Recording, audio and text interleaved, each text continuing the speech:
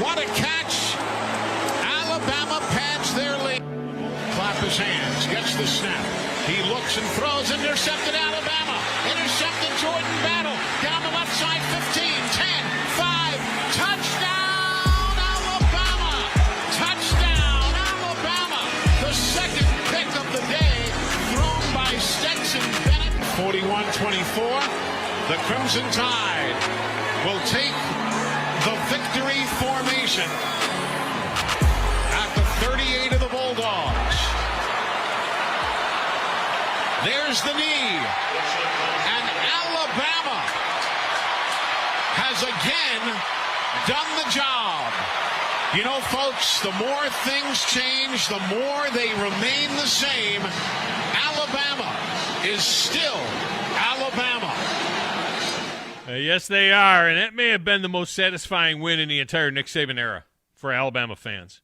I mean, the wins early were great, you know, the 2009 SEC title and the national championship. You know, Alabama fans had waited so long to get that win, and certainly those were very satisfying. The 2012 Natty against Notre Dame. But look, Alabama had been favored at 164 of their last 165 games going into Saturday. Always the hunted. Always the hunted. And the 6.5 points to many wasn't nearly enough. I'm going to tell you right now, our own Drew DeArmond. Stop me if I'm lying, Grizz. Our own Drew DeArmond, in a staff meeting on last Tuesday, said if by some miracle Alabama were to win. And I love Drew. Don't get me wrong. I love Drew. But our own guy, the biggest Alabama honk we know, if by some miracle Alabama were to win. But I saw a Georgia team that had never been under stress all season long. And an Alabama team that had won 11 games despite shooting itself in the foot, in the leg, and everywhere else all year long. What I wanted to see was what this team would look like in a clean game. How many times did I say that last week? A clean game. And sure enough, they opened up the game on the very first play with a personal foul. An Elms on the sideline on a late hit. They give him 15 more in the first down. Here we go again. But then they settled down. And even though they did give Georgia 5 first downs off a penalty, Alabama never turned the ball over. And more importantly, protected their quarterback. Didn't allow a sack against the best defense in the country. How does that happen? How do you allow 7 sacks against Auburn, who has a fine defensive front seven, but you couldn't get out of your own way, couldn't set up the pass to save your life against Auburn? And he's standing back there like a statue with no pressure, and you see what happens. They don't allow a sack. And they only allowed 2 plays, 2 tackles for losses in the entire game for a measly 8 yards. 8 yards. 8 yards. This is a team that came into the game 102nd in the country in tackles for loss. Dead last in the SEC, allowing tackles for loss. 14, worse than Vanderbilt. Worse than all of them in the SEC in terms of allowing a tackle for loss. They go against the number 1 defense in the country by every matrix and give up 8 yards in tackle for loss. And look at the result. I've said it a million times over the years. Football is largely a negative game, inasmuch as the team that makes the fewest mistakes wins the game. And how many times have I said the most important number for a team is not just the turnover margin, but turnovers plus sack margin? I've told this over and over again over the years. As a defensive coach back in the day, I would combine turnover margin and sack margin. And if you hit a certain number, you win. If you're +2 in the turnover margin, which Alabama was in this game, if you're +2 in the turnover margin, historically, you win 88% of the time. If you are +4 in the turnover and sack margin, all right, you understand what I'm saying? In the turnovers and the sack margin, if you are combined +4, you win 95% of the time. It sounds simple. Protect your quarterback and don't turn the ball over. 95% if you're +4. Alabama was +5 Saturday. Everything fell into place. Everything falls into place after you do it, because if you protect the quarterback, he makes the completions, you move the ball, you can run the ball. Now you can move play action because you can run the ball. You don't give up extra possessions because you're not turning the ball over. You get more possessions because you're winning the turnover battle. You score. It all is tied to turnover margin, sack margin. It's not that complicated, folks. Phone lines are open. Now, can you do it again? I mean, they're going to have to do it again probably. Phone lines are open. Feel free to jump in. 256-576-4977. You can also text the show, 732-9TA-SHOW, 732-982-7469. It's a tremendous way to communicate with us. My Twitter feed, my personal Twitter feed is at Thom Abraham Show, while the station's feed is 97.7 ESPN. We're also on Twitch and Facebook at 97.7 ESPN. You can watch the show there as well. Our YouTube channel, 97.7 ESPN The Zone. Like and subscribe to that thing. Just go to 977ESPN.com for links to all of that. And get the app. You need the app. This way you can have links to all of our programming on Zone 2, Zone 3, Zone 4, which are our alternate streaming channels for more great programming, because we got the corner market on everything, really. And beat the big dog, I was miserable. 1-3 in the conference championship games. I only got the Alabama one right. I thought Iowa would hang. I thought Houston would hang. I thought Oklahoma State was going to win and cover. I was awful. You know who was worse? Power T. Travis. He went 0-4. He went 0-4. And we both lost with the Saints on Thursday night. So now tonight, look, I can't lose. It's not tied to big dog. It's beat the big dog. Well, Travis, Power T. Travis, and I feel awful about this, by the way, because he's a Tennessee fan. And what do? If you beat me, I give you tickets to the Music City Bowl, where Tennessee's going to be playing against Baylor. Nice matchup there. Nice matchup there. But he can't beat me now. Tonight we'll decide just how bad it is. I have the Bills, and he has the Patriots. If the Bills win, I go 2-4. He goes 0-6. The Patriots win, we both go 1-5. Rain, high winds in Buffalo. Not snow. Just warm enough not to snow. Last I saw, I'll check it again. In the Friday trifecta, we have a ton of drama. We have a ton of drama. Keith, the Michigan fan, came into the weekend with 8 points and hit just one game. Michigan, of course. So he has 9. Grumpy came into the weekend with just 1 point. And he hit the entire thing for 8 points. So he has 9.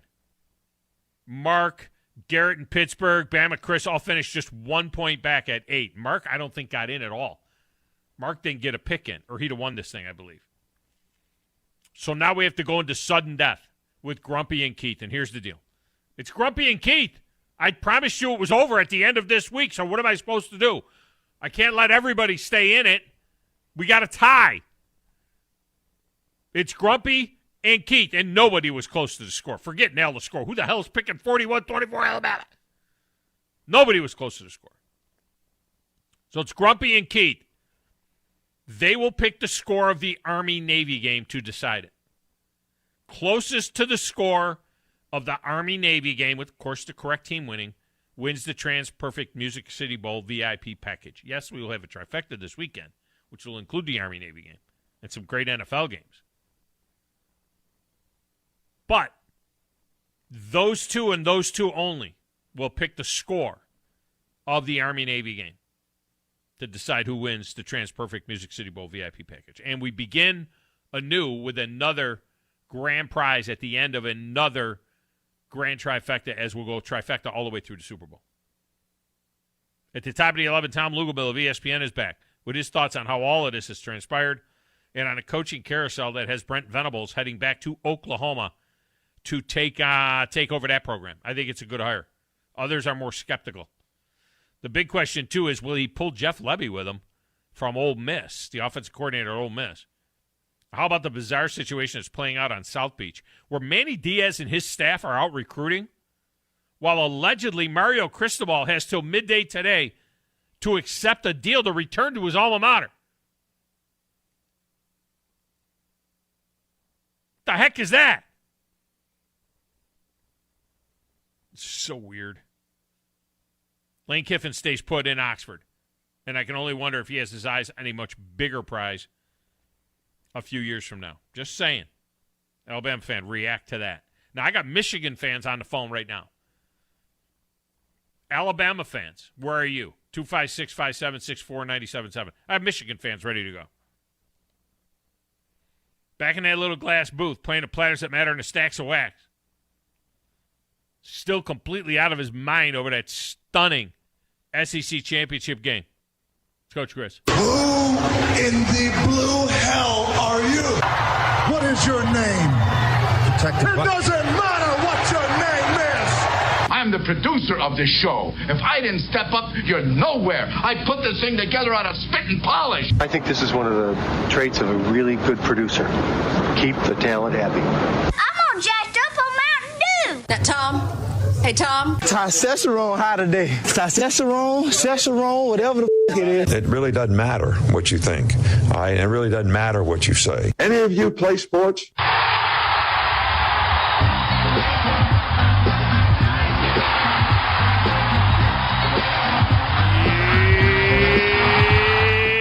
Who saw that coming, Chris? I mean, how could you predict that result? I mean, when I was telling you all those things that Alabama had to do to win the game last week, I was talking about Alabama winning the game like 24-21. I wasn't talking about beating them down like that. Yeah, and I said the same thing. I didn't think that it was going to be like either team was going to beat the other team. I think it was going to be a very close game. I think I said last week Georgia by 3. But, I mean, when you look at when we say that they haven't played like an offense, obviously they haven't played an offense like Alabama. I mean, Bryce Young almost broke the record in the first half for yardage. So, I mean, and guess who was number 2? Mac Jones. Yeah. So, crazy thing is just to watch how well the defense stepped up. I mean, you had to see that out of Will Anderson and the rest of them. DeMarco Helms played real well with 9 tackles. I mean, it was just a great game all around. And when I've heard on ESPN before talk about Alabama hasn't played a complete game, they played the Mississippi State game. They went the SEC championship game and played a complete game. Well, they hadn't up until that point. I mean, even in Mississippi State and the Ole Miss wins, this was clearly the best game they played. To go into one of the biggest stages in your conference and then go play the most complete game you've played all year is just remarkable. Now, the question is, did they just peak? I mean, that's a legitimate thing.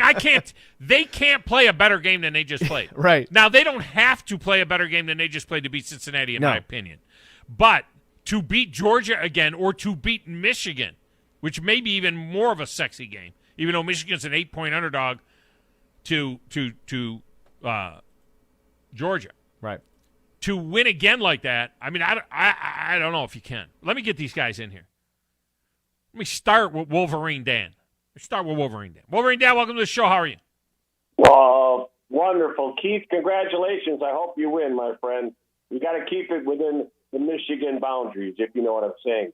Tom, whenever you want to do this, how many times do I tell you there's not only Alabama fans in this state, play some Michigan highlights. They deserve to have at least a little love because they beat the crap out of Iowa. When are you going to do that? Maybe I could slip a couple in. I mean, maybe. Yeah, even one, for crying out loud. We don't get a lot of. I'm just looking at my list here. We don't get a whole lot of Michigan type stuff. We got some commentary from Hutchinson and we got some commentary from Harbaugh, but we don't get a lot of play-by-play, I got to be honest with you, in our highlight packages from Michigan. Of course, we're going to have Alabama highlight packages because we get those because we're an Alabama affiliate. And especially now, you kind of blew it, Tom, because that's the last game they call. Brandstetter and what's his face, the lineman that played for Michigan. Oh, really? That's the end for him? You're talking about the guy that did. Those guys. It's really done. Yeah. Anyway, all right. Yeah. So let me touch on some things. Okay. First off, I already did the guy. Well, they're going to call a playoff game. They'll call the game against Georgia. That's not the last game. So. Maybe that might give you a chance to get part of it. Now, with that said, Ohio State's the second best team in Ohio. How about that? Ohio State is the second best team in No, they're not. Cincinnati. They'd beat Cincinnati like a running mule. Oh, come on. Listen to you. And then you know what? You forgot to mention your best wide receiver is gone. Menchie, he's gone. He's not the best wide receiver. The best wide receiver is Jameson Williams, and he is gone too, like gone twice for long touchdowns. And then the guys that they have behind Mechie, Ja'Cory Brooks, who all he did was catch that winning pass over the shoulder pass against Auburn. He's still around. I think they're all right. I think that Mechie is a big loss. He's not their best guy. All right. So you know what? And before I do my stats real quick, I will say this.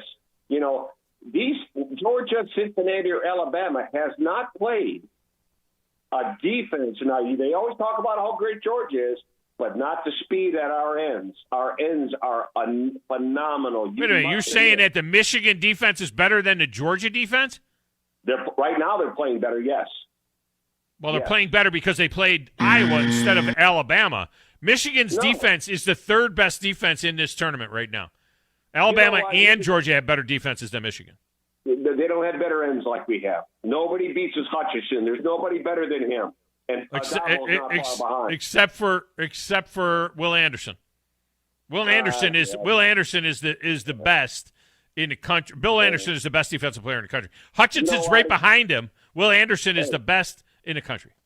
There's not a teams ain't going to lay down, Tom. All right, we're in the playoffs now. It's going to be or should I say, Joe Namath, it's struggling, and that's what's going to happen. So let me give you some stats to tell you exactly what happened. Yeah.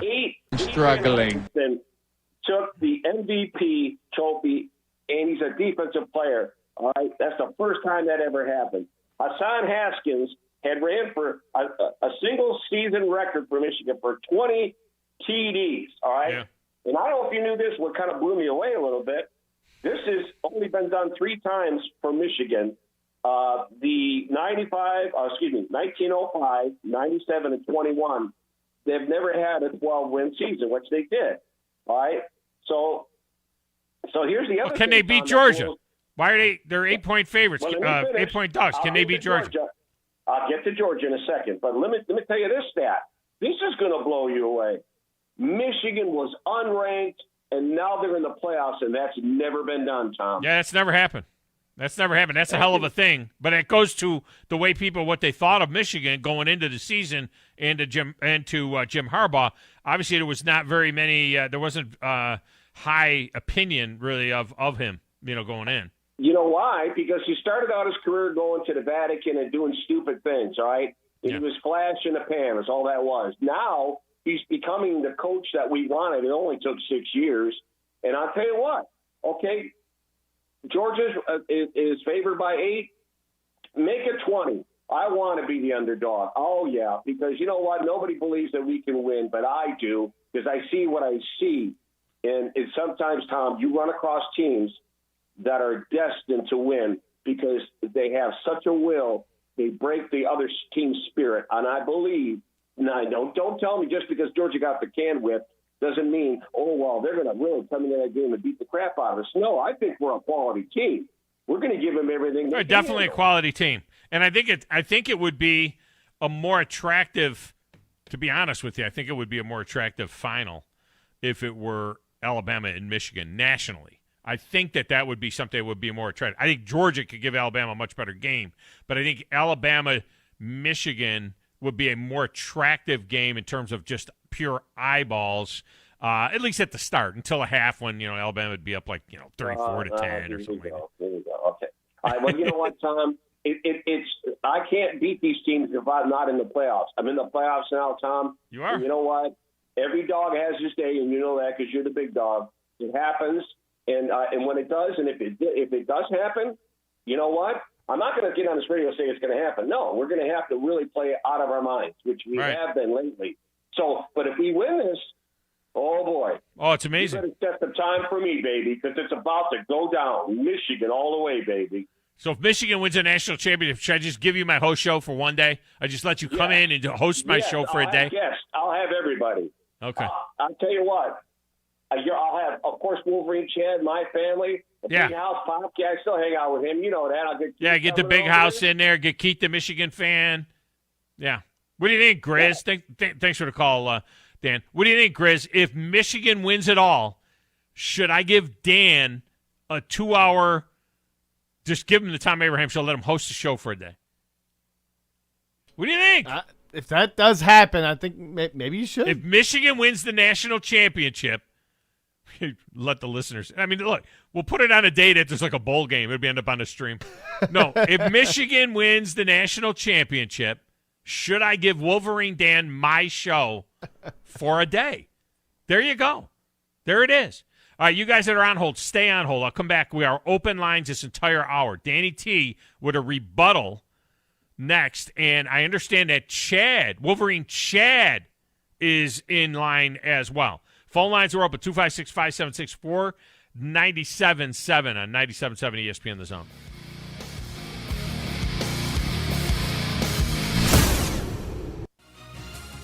You're listening to the Tom Abraham Show on 97.7 ESPN The Zone. Two Maids and a Mop. That's all you need to know to clean house. Two Maids and a Mop is an award-winning company, bonded and insured. Hire them for yourself, or they have gift cards if you want to make someone else's day. Find out more online at twomaidshuntsville.com. A maid service worth talking about. Two Maids and a Mop take care of everything. They supply all the cleaning equipment needed. Call 256-883-6243. The only finger you'll need to lift is the one to call them. Take your taste buds back in time with a trip to the all-new Bubby's Diner, offering a variety of mouth-watering food, from delicious starters to 50-style diner food and meat-and-free meals, featuring owner and Huntsville native Chris Bubby Belcher's family's homemade recipes. Open for breakfast, lunch, and dinner at 8412 Whitesburg Drive in the former Gibson's Barbecue. And you can enjoy $50 worth of delicious Bubby's Diner food for half price with this week's Zone Deal. On sale now online at 977ESPN.com. Hey friends, Eli Gold here for Environmental Comfort Systems. If you're concerned about the air quality inside your home, give my friend Rick Smith a call at Environmental Comfort Systems. Their indoor air quality systems remove 99.9% of indoor air contaminants. Give the trusted professionals at Environmental Comfort Systems a call, or visit them online at envcomfort.com and see how comfortable you can be. Breathe cleaner air today. Environmental Comfort Systems, Alabama license number 92314. TOC Sports has been there for you. Now, you're probably asking yourself, what does that mean? It means for more than 20 years, Alabama's largest orthopedic group has been there providing coverage and care to more schools and student athletes in the Tennessee Valley than any other group. It means whether you are the star football player, the all-region volleyball ace, or someone who hurt their knee in a weekend pickup basketball game, TOC Sports physicians are proud to have the opportunity to care for all your orthopedic needs. It means for parents, coaches, athletes, desk jockeys, or even weekend warriors, TOC Sports physicians continue to meet and exceed the orthopedic and sports medicine needs of our community. But most importantly, during these challenging times, we're here for you now, and will continue to be here. So as long as there are players on the field, games to be played, and contests to be won, the orthopedic specialists from TOC Sports will be ready to help. We don't know what the future holds, but you can count on the TOC Sports team to stay committed to you, so you can stay in the game. Call 256-539-2728 today and ask to see a TOC Sports physician. Check them out online, also Facebook, Twitter, and Instagram. Never mind fall and football being in the air. We want to taste it. And never mind not being able to tailgate at the game. Let's create the ultimate barbecue experience in your own backyard. You said it, Foster Brooks. And that's where Brooks & Collier comes in. Big selection of outdoor furniture. And a big selection of grills and smokers like Traeger, Big Green Egg, Blaze, even DCS, and more. This is the good stuff. And Paul, we definitely got the accessories. And remember, we deliver. Visit us at 813 Meridian Street and shop online at brooksandcollier.com. Orange is the color power of construction, the color of Kubota and Huntsville Tractor and Equipment. Those who need to get things done trust Kubota's mini excavators, compact track loaders, and the best keeps getting better with the all-new mini compact loader from one of the top dealers in the country. More than 50 years of family service, every part in the book, and folks who know what to do with them. You'll be seeing orange with Huntsville Tractor and Equipment. Come on, let's go to work.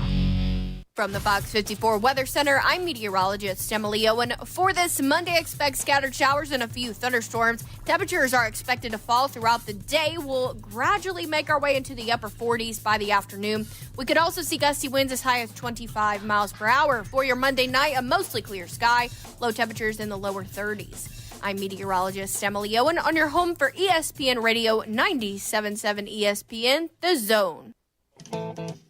This is Paul Feinbaum. Listen to me coming up today at 2.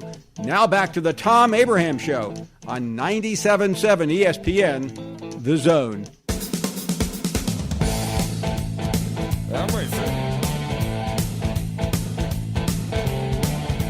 Crumpy hit the text window. He says, I don't see anything that tells me Georgia can beat Michigan. We all saw what Michigan did to Ohio State. I think if Michigan played Michigan State, again, Michigan would handle business. I agree with that. I do agree with that. And they did take care of Ohio State in their own barn.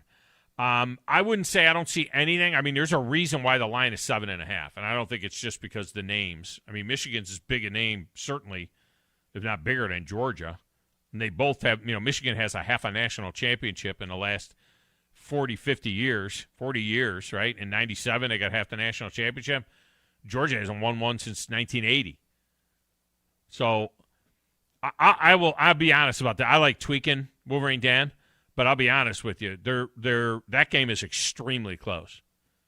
That game is really, really close. And I'll say this, too. If you're an Alabama fan, would you rather have Georgia again or Michigan? I'd much rather see Michigan. Don't want to see Georgia again. Don't want to see it again. Don't want to play those people again. I'd just as soon see Michigan beat Georgia. Because Michigan's not scoring on Alabama. They're not. It'd be very difficult. Not scoring enough. And Alabama would light it up. Give me Danny T next on a rebuttal. We'll go back and forth with Wolverine fans and Bama fans. God, it would be so cool if that was the matchup. Danny T, what's up, man? Doggy, what's good, fam? You are. I'm gonna break with tradition and go with Wolverine Dan on this one. For which game? On Georgia, Michigan. Yeah. I mean, you just asked the question, who would I rather see, Georgia or Michigan in the Natty? And I just have to say that it's hard, extremely hard to beat the same team twice in a year. Much twice less in a month. Twice in a month. Yeah, right. So. Yeah. But I kind of chuckled when he said that Ohio State's the second best team in Ohio. I mean, I'm going to use a phrase that you taught me. Cincinnati is best in class. Yeah. I've got them ranked in my top 10 at 6. I'm surprised they made it to 4. Well, I think that there was no option once Oklahoma State lost. If Oklahoma State won, Michigan or Cincinnati's not in. They're not. If Oklahoma State won the Big 12 championship game against Baylor, Cincinnati is not in this tournament. I do not believe that they would be in any way, shape, or form. And I'll go even further and say this. I think it's a rotten shame, and this is why I'm an 18 playoff guy. in automatic qualifiers for the P5. I think it's a rotten shame that Baylor and Utah don't have a chance to even be in this tournament. Because I think Baylor and Utah would beat Cincinnati. But, this is optics. Oh, yeah. It's all about the optics. Utah's playing great right now. What's turned me off to Cincinnati is that the talking heads at the worldwide leader and other sports media outlets have rammed them down our throats the whole season. Right. Because it's equal, because equity, it's fair, fairness. Yeah, okay. Oh, God, you're giving me a headache. Yeah. So, but if they were in the Big Ten East, which is where they fit, right? If they were in the Big Ten East, they would be somewhere around where Penn State was, maybe even lower, or right in that range. I think playing, if they had to play Michigan, Michigan State, Ohio State, and Penn State, I think they at best split those games, if not go 1-3. I agree. But hey, they're in. They're in. And look at the second best team. This is all you need to know about the way people think. The second best team in the American was who? Grizz, who's the second best? Who was the team in the American Championship game, Grizz, against Cincinnati? Who did Cincinnati just beat? Houston, right? Yeah. And where's Houston going? The freaking Birmingham Bowl. Beeham Bowl. Against Auburn. A 6-6 Auburn team. A middle-of-the-pack SEC team.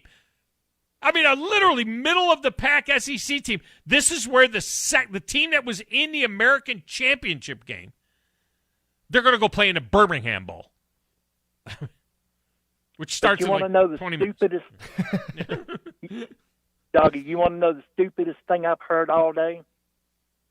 I heard somebody on ESPN early this morning say, well, who's most deserving? We don't play most deserving. We're playing the best team. Yeah. I mean, most deserving would be a team that won the Pac-12 or a team that won the Big 12. To me, they were more deserving than a team that won the American. Really. I mean, to be honest with you, I think Baylor's more deserving. The only thing Cincinnati did was they beat a bunch of bad teams. But they got that win over Notre Dame. I don't want to take that away from them. They got that win over Notre Dame.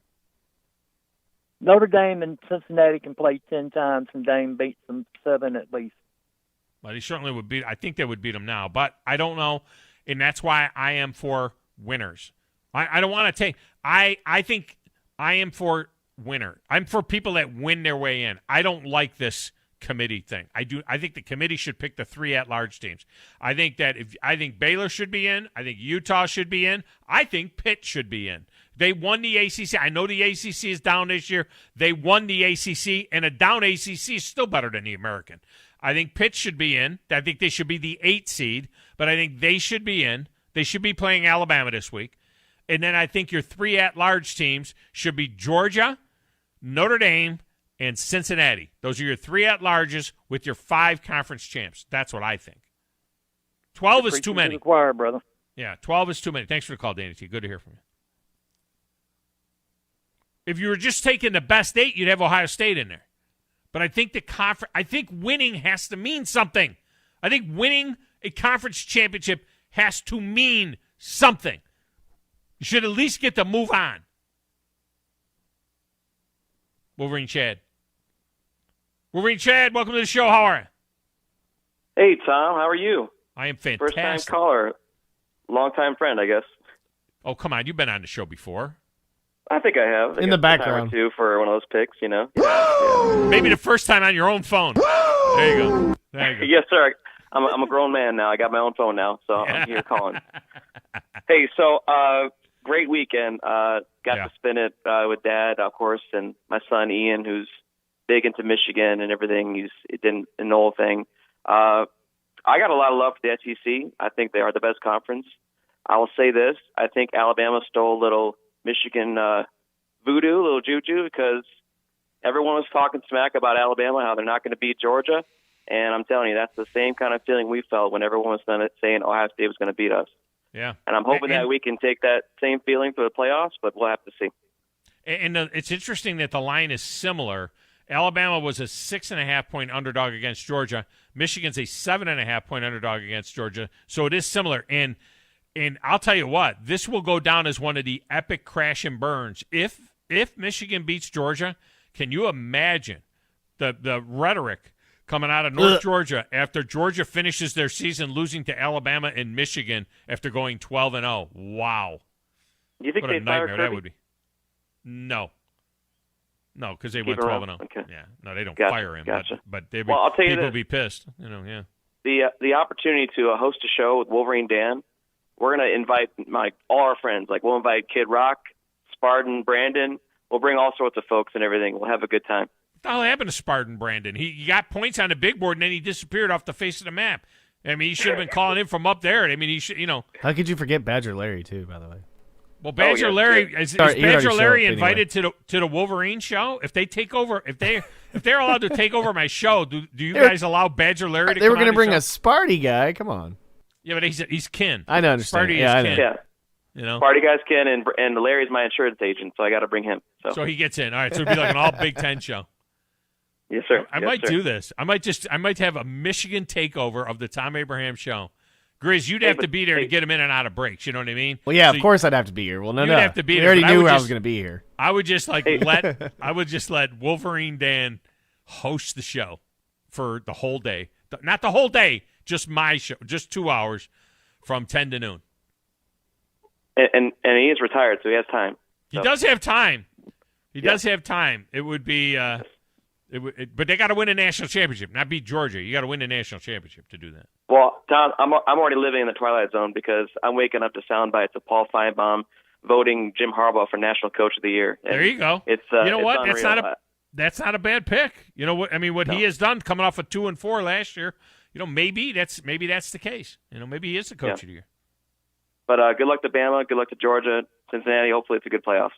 There you go. There's a reasonable call. Thanks for the call, Chad. I appreciate it. Of course. See, that's the reasonable, Wolverine call right there. See, Wolverine Dan's out of his freaking mind. That's why we love him.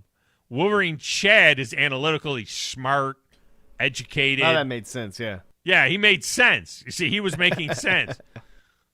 It wasn't just like pure love and just pure rambling though. Too. Wolverine Dan is like, this is the best defense on the planet.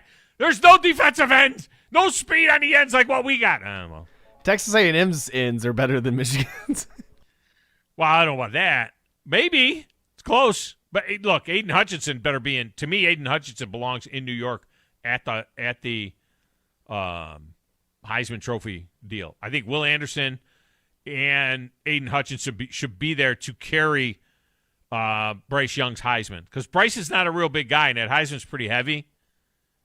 So I think that Aiden Hutchinson and Will Anderson should hold up Bryce Young's Heisman Trophy.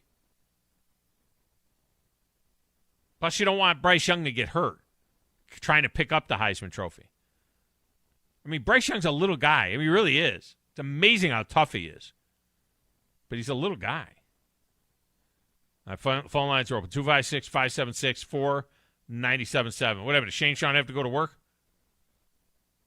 Just want to go back and forth. We need rebuttals. Just got to have rebuttals. We're going to take a look at the bowl games as well. But what happened on Saturday in Atlanta? I don't know how to explain it. I don't know how a team that played so poorly against Auburn could play that well against Georgia. I'm talking about from the offensive side of the ball. We know that Auburn had its challenges offensively. Had a backup quarterback in there and so on. Now I wouldn't mind hearing from a Georgia fan. Georgia fan, do you want JT Daniels to spend the next 3 weeks getting ready? Are you putting this on Stetson Blaylock? Do you think that JT Daniels needs to be in there for you to win against Michigan or Alabama or Cincinnati? Do you need JT Daniels to win a national championship? Because I don't think JT Daniels plays linebacker or defensive back. I don't know what is JT Daniels doing? Where was there the evidence in that game of something that where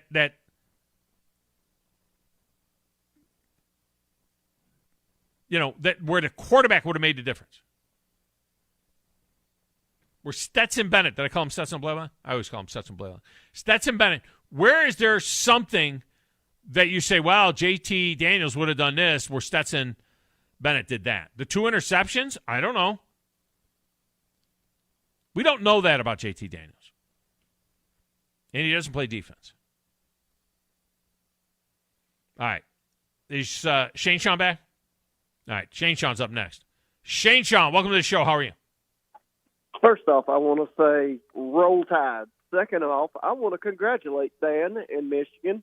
I know he's ecstatic. I mean, it ain't been a couple weeks, and he was talking about how Harbaugh needed to be. He couldn't wait for him to be fired. I hope he's singing a different tune now. Nice coach of the year. I'm telling you. I think Michigan's going to beat Georgia. I really do. They've got the offense to beat them. Well, we've seen. Some people are saying I would rather that have a Michigan. I would rather have a Michigan-Alabama game as I had another Georgia-Alabama game. Which tells you who you really fear, deep in your heart. Yeah, no, that's what I'm telling you. It's hard. I can't believe Utah. I picked against Utah. I lost money on Utah because I thought for sure Oregon was going to get them after. It's hard to lose to the same team twice. And that game was the same as the first game. I mean, they just pounded them, and then they pounded them again. It would be hard because Alabama played perfect. They perfectly. There's no doubt about it. They would be a bigger favorite. I haven't seen the look-ahead lines yet. Alabama is a 10-point favorite against Michigan. What's really going to be interesting, maybe an 8-point favorite, depending on how that game goes. What's really going to be interesting is if Georgia beats Michigan, what will the line be this time if it's Alabama and Georgia? Is Alabama going to go from being a 6.5-point dog to being favorite, or is it going to be a pick 'em? You just won. It's a neutral site game again. Well, all I can say is I couldn't believe how that game went and ended, and I'm telling you, I'm tickled pink for Wolverine Day, and they deserve it as much as they've been through. So it's nice to see some new bodies in there. Yep. I'm good with it. All right. Appreciate you. All right. Thanks. All right, let me get Grumpy in. Grumpy, who made a little money on that whole Cincinnati thing. Grumpy, how you doing? Hey, pretty good, man. Hey, can your research department look up if it's difficult to beat the same team 2 times in the same year? Because I think that's a load of crap. That's butterflies and rainbows, brother. If you're the better team, you're going to beat the other team 2 times if you play them 2 times. I mean, it's a nice story and it's cute when you say it's hard to beat the same team twice in the same year, but it's just not true. Well, the only evidence that we have, the only time you see a lot of this rematch type thing is in the NFL, because the NFL has these divisions, and everybody plays everybody twice in a division. Yeah, but I just get so sick of hearing that. And in the NFL, it is very difficult to sweep a team, to sweep a division. A lot of parity there. Yeah, a lot of parity there. In college football, you don't see it as much, so that would be a good research project to go back and see how many times there's been a rematch in a season of 2 teams that are considered equal. Look, I think Alabama played out of their mind in that game. I mean, they did stuff that they did. They did things they didn't do the whole season. Yeah. My question would be, if they were to meet up with Georgia or even Michigan, can Alabama play another game like that? Because Alabama would be favored. Alabama would be favored by 8. We've already batted this around with me and my friends. We think 8, something over 7.5, 8 points, more than 1 score. Against who? And against who? Huh? Against who? The Georgia. Oh my God! You think the line had changed 14 points? I don't think so. Absolutely, I think they had the line wrong the first time. I agree with that, maybe, but I don't think. Do you know that in FPI Georgia is still ahead of Alabama because they're both 12-1, and in the, in those numbers. Yeah. They show Georgia as being ahead. Although Alabama's strength of schedule, 4th in the country. Georgia's strength of schedule is 20th in the country. By the way, Cincinnati's 87th in the country.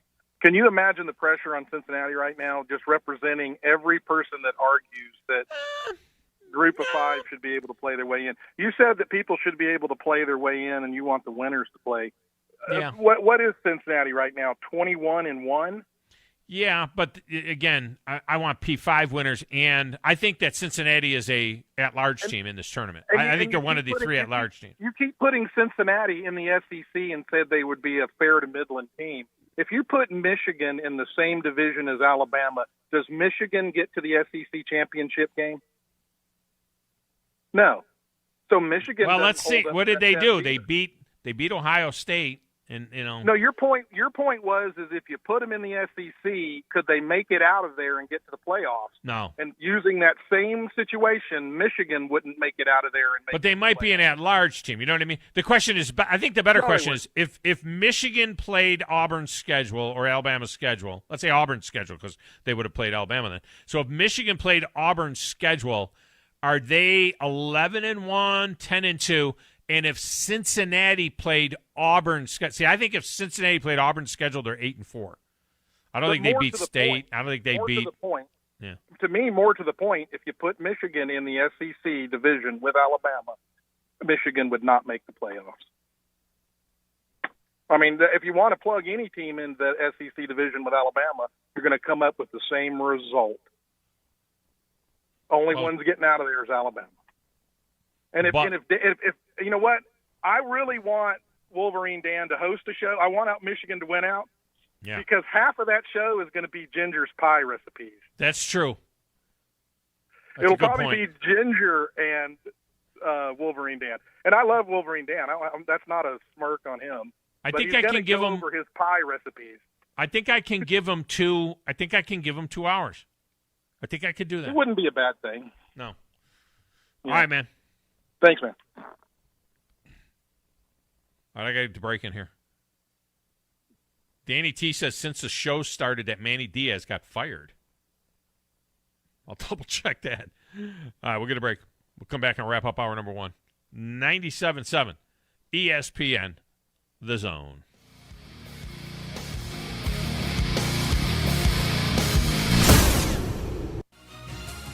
You're listening to the Thom Abraham Show on 97.7 ESPN The Zone. This is Brent Musburger's VSiN Action Update on 97.7 ESPN The Zone. Heads up, sports bettors. Right now you can try VSiN All Access free for 30 days with no credit card required. Visit vsin.com/free month to sign up now. NBA, the Hawks at 12-12 on the season, going on the road tonight to face the Timberwolves. Atlanta, a 1.5-point road underdog, 7 p.m. tip-off. Monday Night Football, an AFC East showdown between the New England Patriots and the Buffalo Bills in Orchard Park. The Patriots 8-4 and in first place. The Bills 7-4 in second. The Patriots undefeated on the road this season. Buffalo is a 3-point favorite, the over-under 41. The college football playoff top 4 has been set. Top-ranked Alabama opening as a 13.5-point favorite over number 4 Cincinnati, the first group of 5 team in playoff history, and number 2 Michigan getting 7 points against third-ranked Georgia. I'm Trey Westerberg, 97.7 ESPN The Zone. So close to home, just 5 miles from downtown Huntsville, Montesano State Park sits on over 2,000 acres with spectacular vistas from atop Montesano Mountain. And right now would be a great time to purchase our zone deal so you can plan your getaway and save money. Get a 2-night stay in a cabin at Montesano State Park for the price of just 1 night, only $140. Get your zone deal before they're gone at 977ESPN.com. Looking for a great deal? Well, I've got one for you. Thom Abraham here for Valley Equipment Rental. And at Valley Equipment, if you rent after 3 on a Friday or on a Saturday morning, you're not due back until Monday morning. So basically, you're getting the entire weekend for the price of 1 day. And if you're in the service or are a vet, they'll knock another 10% off. Valley Equipment is locally owned and involved in our community through charities and even supporting local teams. And soon, they'll have a second location to handle even more equipment. Stay tuned for info on where that will be and when it will open. Carrier Rosenblum here with Rosenblum Realty, and we appreciate our MA family. Football season is back again, and we're here for your real estate needs. We've been also doing rental properties for many years. You may have a home that you need to lease out. You don't need the headaches. You need somebody to take care of it, make sure the repairs are done, keep the rent coming in, and screen the tenants. We can do all that for you at Rosenblum Realty, where we do property management services, or you can find a good home to rent as well. Call us at 256-539-9501. Put our years of experience to work for you. This is Wes Neighbors talking to Chris Haygood of Bob Wallace Appliance. Chris, what sets you apart from other appliance dealerships? Wes, these appliances are going into the most used room in your house, your kitchen. The way we have these appliances displayed, it's easy for you to visualize how they'll look in your home. Wes, what sets us apart is the people. They're well trained. In fact, they live and breathe these appliances. And if you need service, you'll really appreciate our parts department. Contact Bob Wallace Appliance at 256-533-2121. All right, a couple of things. Manny Diaz has been fired, and Mario Cristobal allegedly told his team this morning that he's leaving Oregon to take the Miami job. Got to ask Tom Luginbill, is the Miami job really better than the Oregon job? We'll ask him about that. Second thing is, according to college football data, going all the way back to 1950, there had been 78 rematches during the same season in college football. The team that lost the first game won the rematch 44% of the time. 44% of the time. Is that right? 56%? Yeah. So 56%, the team that wins the first game wins the second game. 44% of the time, the team comes back and wins the second game. So it's about it's a slight advantage for the team that wins the first game. Does that mean it's tough to beat the same team twice? I think it is tough to beat the same team twice if they're really good teams. And so even if you win the first game, you have a slight advantage in winning the second game. But that's 78 rematches during that period of time. That is significant. And finally, this note. Do you know what the biggest spread is in the entire bowl season, Grizz?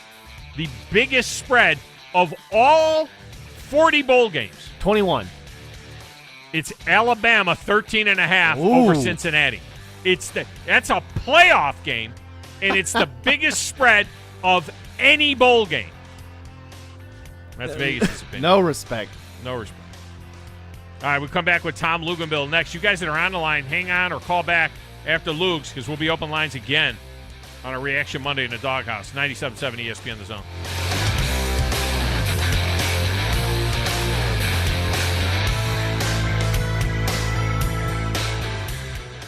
Ann Adams with Berkshire Hathaway Rise Real Estate is the one name to know if you're buying or selling real estate. With years of local experience, Ann Adams offers buyers in-depth knowledge of the local housing market and will narrow available properties down to those you'll be interested in so you can save time when shopping for your new home. If you're ready to sell, Ann offers a seamless process using accurate pricing and expert negotiation skills to make sure you get a fair price for your home. Call Ann Adams today at 256-337-2625 or log on bhhsriserealestate.com.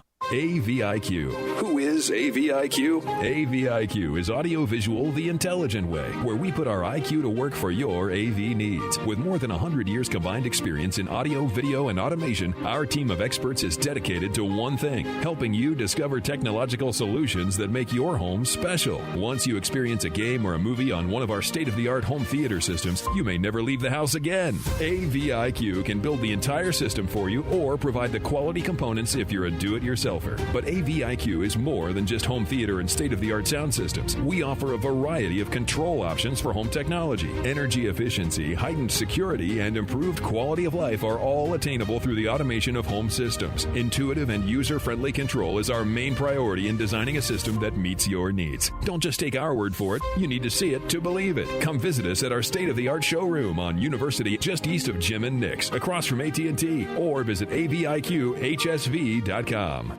Take your taste buds back in time with a trip to the all-new Bubby's Diner, offering a variety of mouth-watering food, from delicious starters to 50-style diner food and meat-and-three meals, featuring owner and Huntsville native Chris Bubby Belcher's family's homemade recipes. Open for breakfast, lunch, and dinner at 8412 Whitesburg Drive in the former Gibson's Barbecue. And you can enjoy $50 worth of delicious Bubby's Diner food for half price with this week's Zone Deal. On sale now online at 977ESPN.com. Hi, everybody. Eli Gold here. Right now, indoor air quality occupies top-of-mind awareness for families and business owners. Rick Smith and the trusted professionals at Environmental Comfort Systems can take care of your indoor air quality concerns with their state-of-the-art indoor air quality solutions. Environmental Comfort's indoor air quality systems remove 99.9% of airborne contaminants so you and your family can breathe clean, fresh air. If anyone in your family suffers from allergies, or if you just want the security of knowing the air you breathe inside your home is free from viruses, bacteria, pet dander, dust, and odors, Environmental Comfort Systems are the professionals to call. Environmental Comfort also carries state-of-the-art, high-efficiency comfort systems that increase home comfort, keep humidity in check, and help you save money on your energy bills. Give my friend Rick a call or visit them online at envcomfort.com and breathe cleaner air today. Environmental Comfort Systems, Alabama license number 92314. WCZN, Union Grove, Huntsville, Alabama. 97.7 ESPN, The Zone. This is SportsCenter. Good morning, I'm Doug Brown. In the next 3 weeks, the Bills and Patriots will play twice. Tonight, Buffalo hosts Monday Night Football. The Bills are 7-4. New England is 8-4, 5-0 on the road. Patriots, Bills, Monday Night Football, 8:15 Eastern on ESPN. 49ers running back Trenton Cannon spent the night in a Seattle hospital under observation for a concussion. Cannon was hurt while covering the opening kickoff against the Seahawks. Purdue defensive end George Karlaftis and wideout David Bell will enter the NFL draft. It's unclear if either of them will play in the Music City Bowl against Tennessee. ESPN's Emily Kaplan reports the Flyers fire head coach Alain Vigneault today after a 7-1 home loss to the Lightning on Sunday night.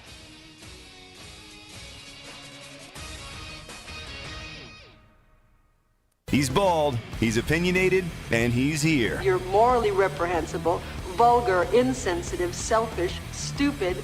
You have no taste, a lousy sense of humor, and you smell. Listen to Feinbaum, 97.7 ESPN, The Zone.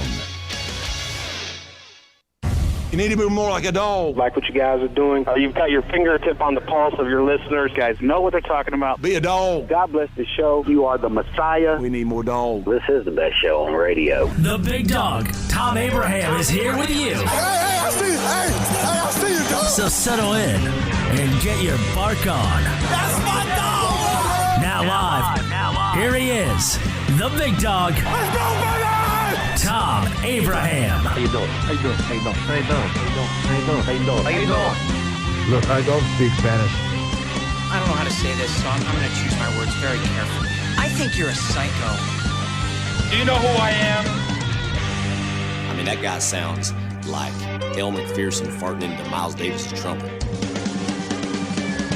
I guess I'm on here. Am I on? Can somebody respond? Get off my lawn.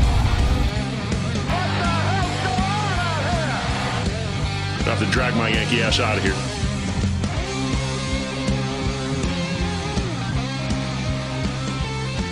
Segment of the Thom Abraham Show is brought to you by Woody Anderson Ford. At Woody Anderson Ford, of course, they have got you covered for all your service needs, whether it's a Ford or not. And don't forget the pre-owns, the certified pre-owns at Woody Anderson Ford. They're like new. I mean, the pricing is incredible. They're like new. They don't last long. You got to jump on those. But I've bought two in the last 6 months. And a 2019 F-150 and a 2019 Ragtop Mustang in the last 6 months. And I can tell you they're incredible shape. They're like buying brand new. And they're ready for you down there at Woody Anderson Ford. They got an incredible selection coming and going. Just check it out online, too, WoodyAndersonFord.com, and look at the inventory online. That's where I found the Mustang. When we needed a second vehicle, when the Expedition died, I went online, and boom, there it was, the Mustang. Made a phone call to Brian Williams, said, hang on to that car. We're coming to get it. And that's exactly the way it went down. Woody Anderson Ford, there for you, and they've been in this market forever, taking care of people in the Tennessee Valley. And speaking of the Tennessee Valley, a guy that hung around here for a while back in the day is Tom Luginbill of ESPN. And Lugs joins us now on the Neighbors Wealth Management Hotline. Lugs, welcome in. How are you? I'm good, man. Good morning to you. I spent the first hour, no guests, open lines, Michigan, Alabama, Michigan, Alabama, Michigan, Alabama. That's basically the way it's going. with our callers. Not hearing from any Georgia fans at this particular point in time. A lot of Michigan and Alabama fans, though, and a lot of people anticipating what Michigan could possibly do in this playoff, even though they are a 7.5-point underdog against Georgia to open things up down in the Orange Bowl. Yeah, I think it's probably one of the most evenly matched semifinal games we've had since the inception of the college football playoff. Just in terms of how the two teams are built, how they go about their business, physical in the trenches. Both teams can rush the passer. Both teams limit big plays outside of Georgia this past Saturday. Both teams want to run it. They don't beat themselves. They're not highly penalized. They value the football. I just think that while Georgia might have better overall athletes, on that day, what's going to matter is who is the best team. Because I think Michigan right now has one of the best, most sound football teams, top to bottom, of anybody in college football. And listen, they've surprised me. I think they've surprised a lot of people. We're finally able to get over the hump and not only beat Ohio State, but just win a game versus a top 10 opponent. And then they're not drunk off of it heading into the Big Ten championship game. They just demolish Iowa. So I think this has the makings of being a really, really good football game because the teams are so similar.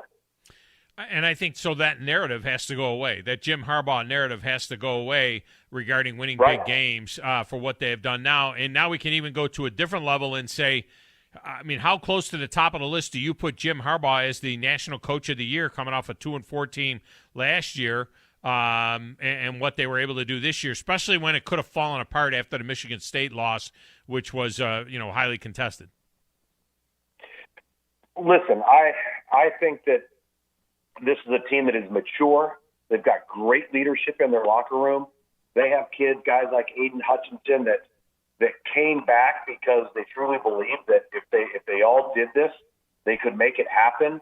So I think this is more about their kids than it is their coaches. Now, listen, Jim Harbaugh made some adjustments, did some really nice things as far as hanging in there, sticking with the plan, not caving to the public criticism.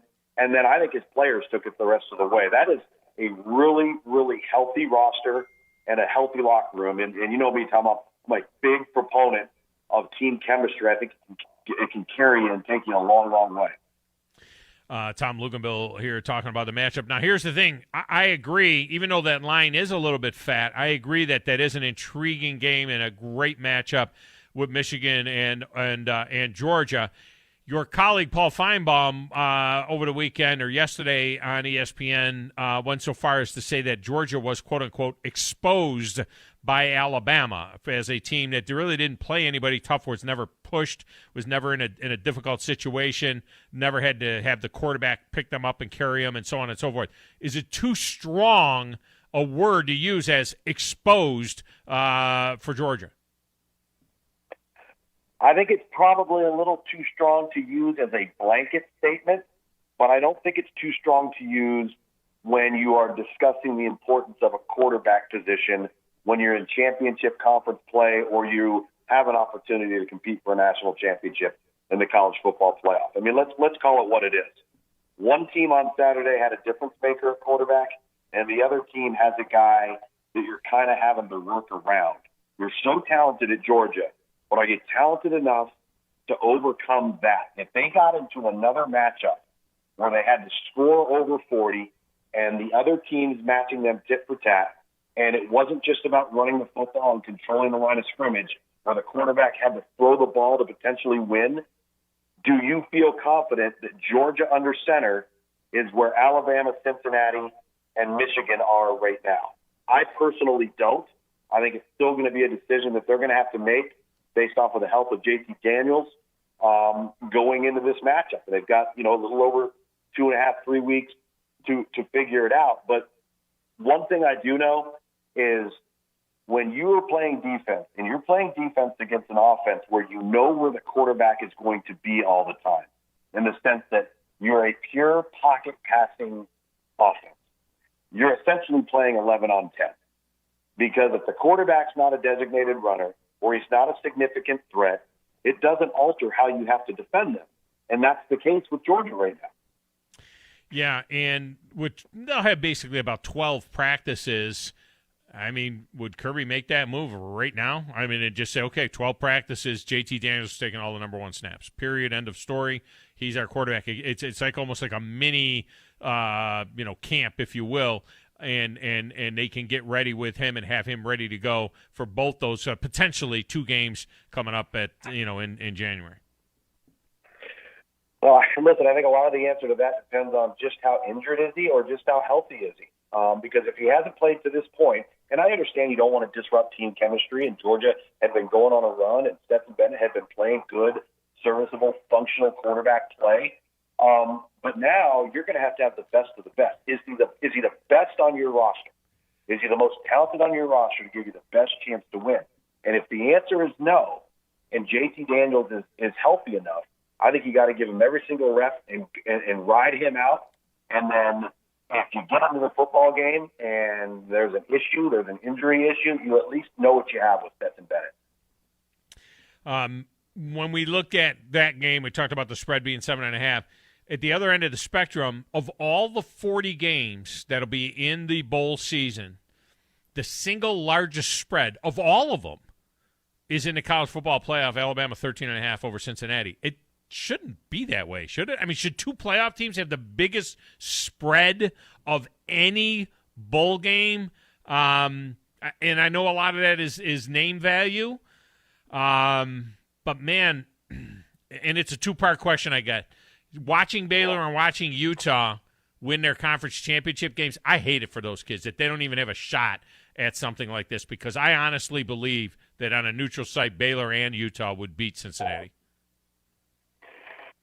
Well, listen, I think let's just put it this way. We've talked about this before. If you ask Cincinnati to play Baylor's schedule and Utah's schedule, would they be undefeated over the course of the season? I'm not talking about one Saturday. I'm not talking about 2 Saturdays. I'm talking about having to do that each and every week. I don't believe that they would be. I do believe they'd be a heck of a football team. I think that they would be a conference championship caliber contender. Do I believe they'd be 13-0? Absolutely not. And so I think what this comes down to is however Vegas decides to see it, and how we all look at it as well, if you're following college football, is the question of depth over the course of 4 quarters. And, in Alabama rotate players in and out. Well, the drop-off between the players they're rotating in and out is very, very minimal, all right?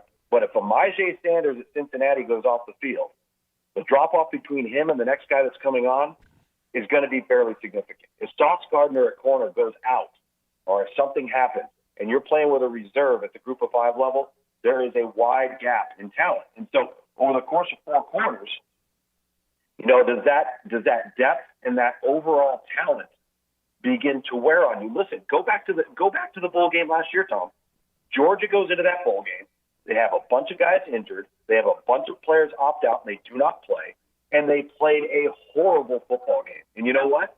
They still beat Cincinnati. Yeah. They still beat them. And so I'm not saying that's going to happen this time, but that does have to do with talent and depth. Well, and to that issue of talent and depth, these are some facts. In the history of the playoff now, and we've got a little bit of a body of it. Now we got about 7 years of this thing that have been going on. In the history of the playoff, no team with overall talent in the composite rankings that is listed outside of the top 10 of talent has ever beat a team that had talent that's listed inside of the top 10 of talent. So no team that isn't. Now, a couple of games have been won by teams with lesser talent, but they were won by Clemson, who were beating another team that had less than top 10 talent at that time, which was Ohio State. In terms of the talent, the sheer talent on the squad based on their recruiting rankings and all that stuff, Alabama number 1, Georgia number 2. Cincinnati's talent is number 54. And and Michigan's talent is number 15. So it looks like, unless something breaks big time here, it looks like talent is going to win out again. Well, I would further that point by pointing out that not only has a team that had lesser talent not won, outside one game, the Georgia-Oklahoma game, every semifinal has been a blowout. That's for the entire college football playoff for the most part. And so, again, the matchup is something that's important. We can sit here and debate all day long whether Michigan should be 1 or Alabama should be 1. The reality is the committee didn't want a rematch in the semifinals. And that's why you have Michigan sitting there at 2. It makes total sense. I get it. I would have done the same thing. They're not supposed to do that. But human nature tells you, obviously, that came into play. I think that, barring injury, barring unforeseen circumstances, when you go into a matchup like this, there are some discernible differences, all right, with these teams, which lends to the conversation, Tom, about expansion.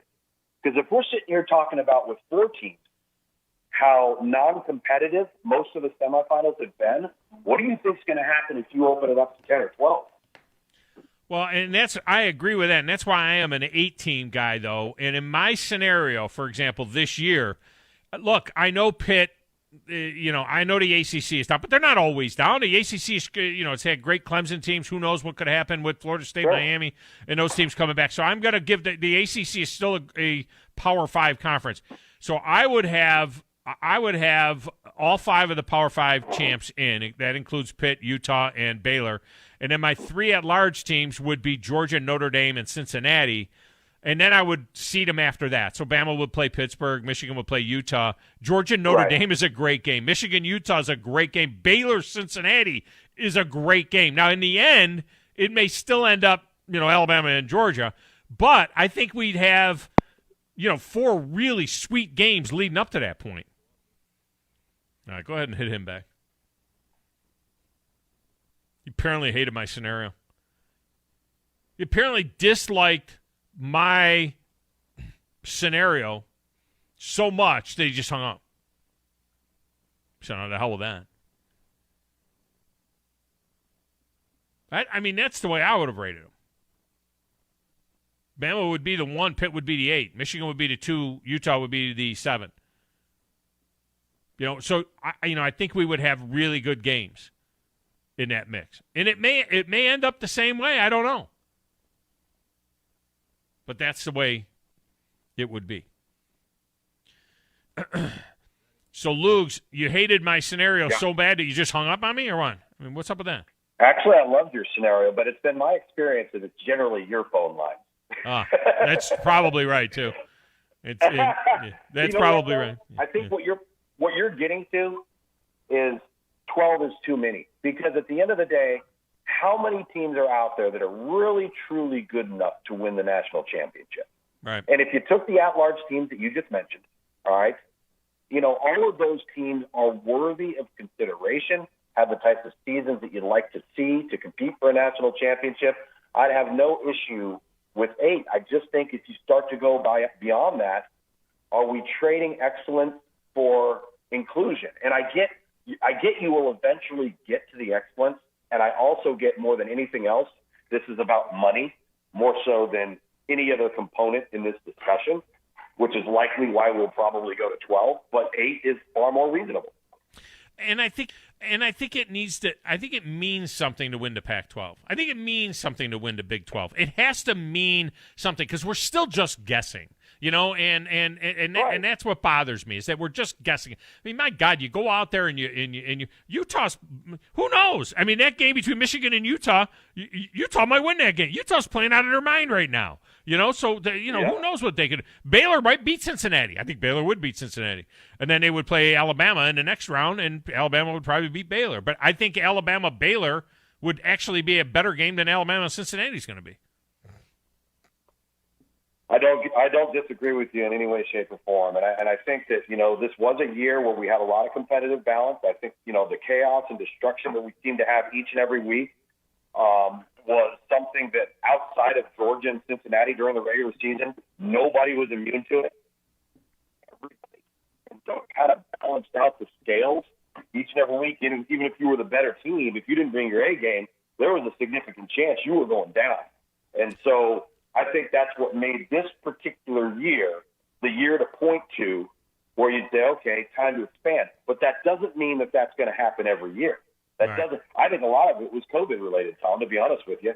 I still think that these teams and their limited ability to work within each other, within their own building, to live in the same building, to be in their own routine, affected everybody, and there's still lingering effects that seeped into the 2021 regular season. All right, finally, we're in a media business, and another guy losing his mind is Tim Brando. He's because he says that nobody wants to see Alabama Georgia nationally. Nobody wants to watch Alabama Georgia play for the national championship. And if it works out that way, I do. I mean, if it works out that way, it's that way. He says they should have put them together in the semi. Is it make more sense that they would play the semi and then have a non-competitive championship game, or does it make more sense to put those two teams in a position where they would play each other for the championship if it were to work that way? I think it made more sense to do what they did, because if you don't want to run the risk of diminishing viewership right out of the gate in the college football playoff if people have Alabama Georgia fatigue. I just don't think that's smart in the line of thinking. But I would disagree with Tim in the sense that if you're a fan of college football and you want the best possible teams, isn't that the goal in all of this, is the best teams to play for the national championship? Well, Alabama and Georgia, if it's those two, then so be it. They shouldn't have to apologize for being better than everybody else. It's everybody else's job to catch them. It's not their job to slow down. Now, if you are a fan of Alabama, are you all go blue? I mean, there's one theory that says we just beat them like a rented mule. It looked like we could just keep that thing going. There's another theory that says don't want to see that again, because Alabama played nearly a perfect game. They did all of the things right that they've been doing wrong all season. No sacks, no negative tackles for loss, no turnovers. I mean, they played a perfect football game. So if you're speaking to an Alabama fan, who are they pulling for, Georgia or Michigan?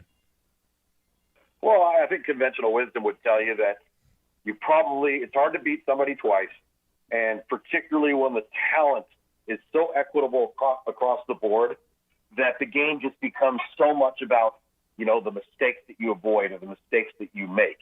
And so, if you're looking at Michigan, do they have the same roster profile as Alabama? No. But their style of play is something that I think is challenging for Alabama because of the physical nature. But here's the whole key to all of this, and I really believe this. If Alabama's greatest challenge to me is going to be Desmond Ridder, because if there's been one common denominator when Alabama has struggled on defense, it's because of a mobile quarterback that is used as a designated runner. Georgia doesn't have it, and Michigan doesn't have it. Right. But Cincinnati does. And I think that should be a greater concern right now in this semifinal than worrying, if you're an Alabama fan, than worrying about whether or not you'd have to play Georgia again as opposed to Michigan. Brent Venables to Oklahoma. Good hire, bad hire? Really good hire that makes an awful lot of sense. It's a tough job that's about to become tougher. Familiarity within the infrastructure there. Spent a long time, I think 13 years there. Goes back with Bob Stoops all the way to Kansas State. I think he's going to put together a great staff. He's a tireless recruiter. The challenge is going to be exactly what Lincoln Riley just stepped away from. And it's making that transition into the SEC where you don't have a location that is competitive with the rest of the people that are already in the conference. Now, it does give him, I think, a leg up, having spent the last 10 years at Clemson and exclusively recruiting the southeast portion of the United States.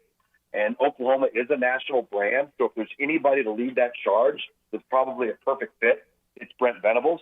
But the challenges I still think are enormous.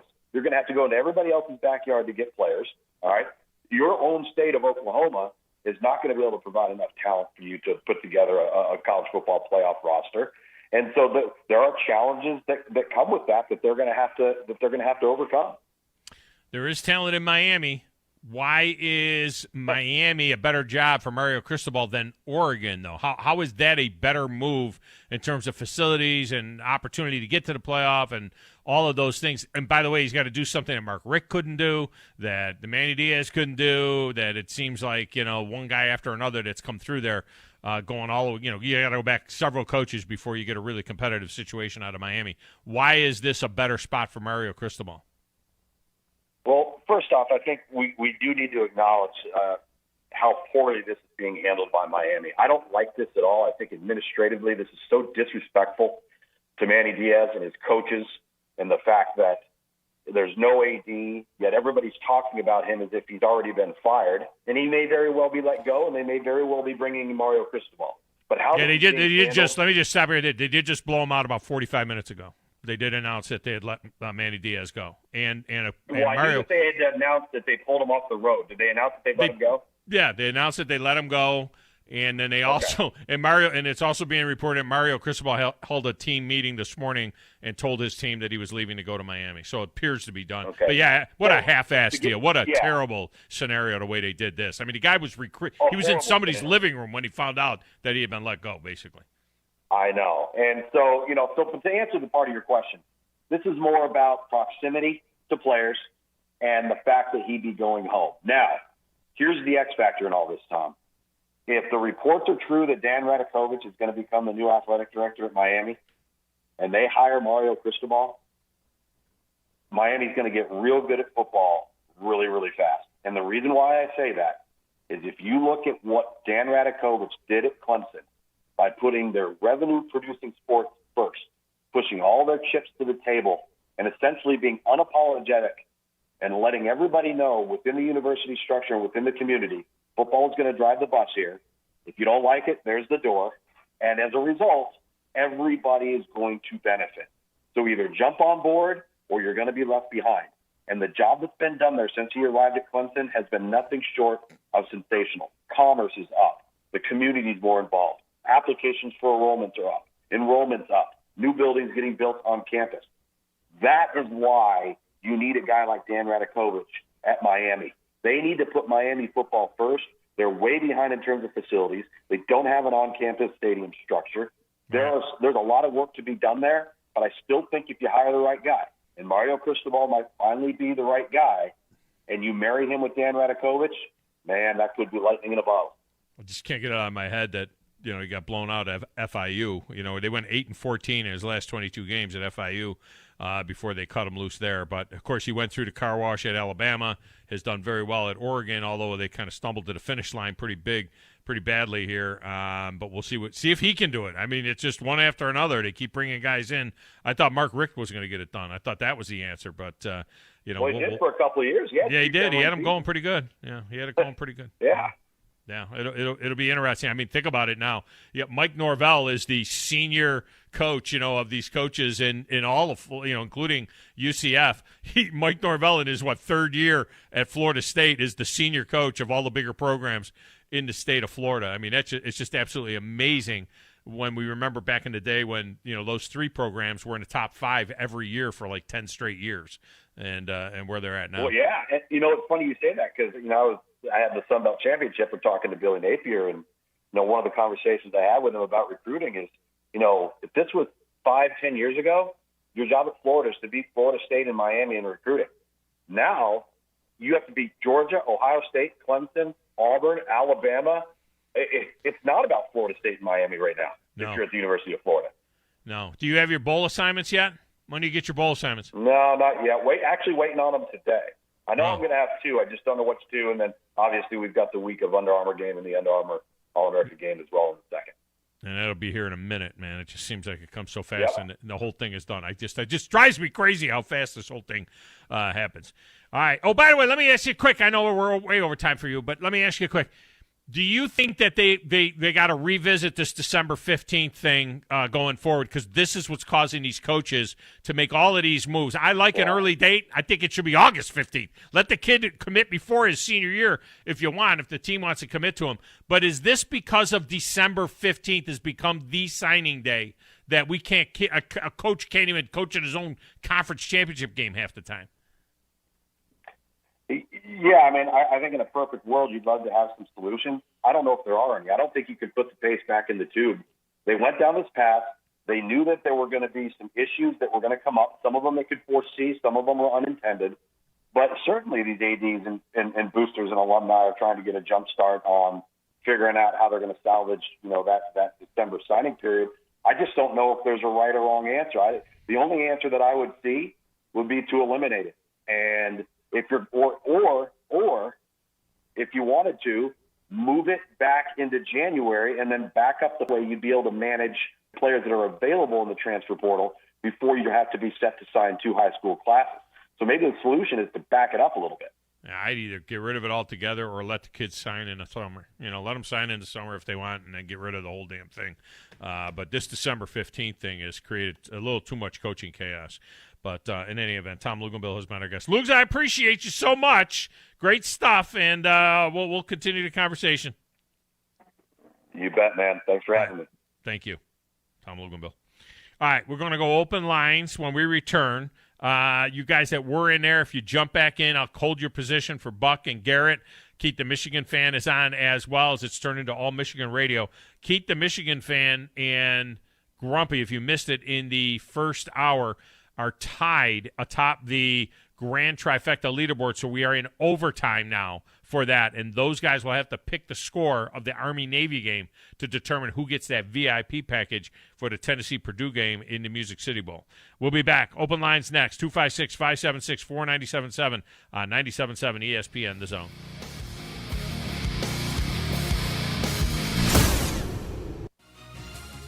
You're listening to the Thom Abraham Show on 97.7 ESPN, The Zone. This is Brent Musburger's VSiN Action Update on 97.7 ESPN, The Zone. Heads up, sports bettors. Right now you can try VSiN All Access free for 30 days with no credit card required. Visit vsin.com/free month to sign up now. Monday Night Football, an AFC East showdown between the New England Patriots and the Buffalo Bills in Orchard Park. The Patriots 8-4 and in first place. The Bills 7-4 in second. The Patriots undefeated on the road this season. Buffalo is a 3-point favorite. The over-under 41. The college football playoff top four has been set. Top-ranked Alabama opening as a 13.5-point favorite over number 4 Cincinnati, the first Group of 5 team in playoff history, and number 2 Michigan getting 7 points against third-ranked Georgia. NBA, the Hawks at 12-12 on the season, going on the road tonight to face the Timberwolves. Atlanta, a 1.5-point road underdog, 7 p.m. tip-off. I'm Trey Westerberg, 97.7 ESPN, The Zone. TOC Sports has been there for you. Now, you're probably asking yourself, what does that mean? It means for more than 20 years, Alabama's largest orthopedic group has been there providing coverage and care to more schools and student athletes in the Tennessee Valley than any other group. It means whether you are the star football player, the all-region volleyball ace, or someone who hurt their knee in a weekend pickup basketball game, TOC Sports physicians are proud to have the opportunity to care for all your orthopedic needs. It means for parents, coaches, athletes, desk jockeys, or even weekend warriors, TOC Sports physicians continue to meet and exceed the orthopedic and sports medicine needs of our community. But most importantly, during these challenging times, we're here for you now, and will continue to be here. So as long as there are players on the field, games to be played, and contests to be won, the orthopedic specialists from TOC Sports will be ready to help. We don't know what the future holds, but you can count on the TOC Sports team to stay committed to you, so you can stay in the game. Call 256-539-2728 today and ask to see a TOC Sports physician. Check them out online, also Facebook, Twitter, and Instagram. Valley Equipment Rental. Pretty self-explanatory name, no? Thom Abraham here. And look, Valley Equipment Rental is all over the Tennessee Valley, and they rent equipment, all kinds of equipment, and not just to the contractors out there, but to you, the general public, as well. Need a skid steer or an excavator? Well, they've got over 40 units to make sure they've got one for you. From huge boom lifts to miscellaneous hand tools, it's at Valley Equipment Rental on the South Parkway. And soon, they'll have a second location to handle even more equipment. More on that to come. This is Wes Neighbors with Philip with Eagle Insulation, and we have an announcement to make. Yes, Wes, we are now Eagle Masonry and Insulation. We're still a place to call for your insulation needs, but now we offer masonry services. What kind of masonry projects can you handle? Wes, no job is too big, no job is too small. We can do renovations, new construction, outdoor fireplaces, fire pits, brick landscape borders. Well, when you came out to my house, you did both the insulation and masonry at the same time. You guys did rock for me, you did brick for me, and you insulated my house. That's usually done at the same time that you're building a house. Absolutely. It really capitalizes on two services you need at the same time, and you can get one company to handle both of those. Philip with Eagle Insulation will come out, do your installation. He'll do your masonry. They do a great job. They guarantee your work. Check out more online at insulatewitheagle.com and schedule your free examination today. 256-755-1556. Thanks, Wes. Sometimes the best things in life are right in front of you. When's the last time you took time to enjoy everything Montesano State Park has to offer? So close to home, just 5 miles from downtown Huntsville, Montesano State Park sits on over 2,000 acres with spectacular vistas from atop Montesano Mountain. And right now is a great time to visit and enjoy all the fall colors. In just a few months, spring will arrive with native azaleas in bloom along the 20 miles of hiking trails and 14 miles of biking trails. And no matter when you visit, you can enjoy time in one of 11 stone cabins with working fireplaces, built in 1930 by the Civilian Conservation Corps. These historic cabins all sit on a bluff line that offers beautiful views from their screened-in porches. Prefer a more primitive camping experience? Montesano State Park offers improved and primitive camping year-round. If you're ready to take some time to slow down and get away, log on alapark.com and make your reservation now. That's alapark.com. I'm Chris Haygood at Bob Wallace Appliance. Hey, Dad, if someone gets an appliance for Christmas, how will Santa get it down the chimney? Magic. Madeline, part of the magic of the season is our chance to get together again. More often than not, those gatherings will be in the kitchen. Look for holiday savings on the best brands you already know and trust, like Whirlpool, KitchenAid, and Maytag. Santa's gonna need some help delivering those. That's what we're here for. Huntsville, Florence, and Coleman. Bob Wallace Appliance. You've got to experience Toyotathon at Bill Penny Toyota. They've got the selection with over 700 new Toyotas to choose from. And they've got the extras with Bill Penny perks and a 10-year unlimited warranty. So get on over to Bill Penny Toyota today and experience Toyotathon. Bill Penny Toyota in Huntsville and online at BillPennyToyota.com. Bill Penny's Toyota 10-year unlimited warranty is valid through the 10th year of ownership. Valid on new vehicles only. See dealer for details. Chapman Commercial Realty, your source for Alabama commercial real estate. Chapman Commercial Realty has the experience and expertise you're looking for when making commercial real estate decisions. If it's office space, retail space, investment property, or project development, Chapman Commercial Realty is your answer. Call Bill Chapman today at 256-656-8413. That's 256-656-8413. Or find them online at ChapmanCommercialRealty.com. At Mr. Sparky, we're America's on-time electrician. Flickering lights and hot switches can be annoying, but they can also signal a major problem, or worse, an electrical emergency. So play it safe and leave it to the experts at Mr. Sparky. Trust our team of professional, clean, and friendly electricians. We'll get it done right and get it done safely. You don't have to put up with any malarkey. Call 888-8-Sparky. Independently owned and operated, licensed in the respective state or county. From the Fox 54 Weather Center, I'm meteorologist Emily Owen. For this Monday, expect scattered showers and a few thunderstorms. Temperatures are expected to fall throughout the day. We'll gradually make our way into the upper 40s by the afternoon. We could also see gusty winds as high as 25 miles per hour. For your Monday night, a mostly clear sky, low temperatures in the lower 30s. I'm meteorologist Emily Owen on your home for ESPN Radio 97.7 ESPN, The Zone. This is Steve Moulton from The Drive. Be sure and join us today from 5 to 7 with Wes Neighbors and me. Now back to the Thom Abraham Show on 97.7 ESPN, The Zone.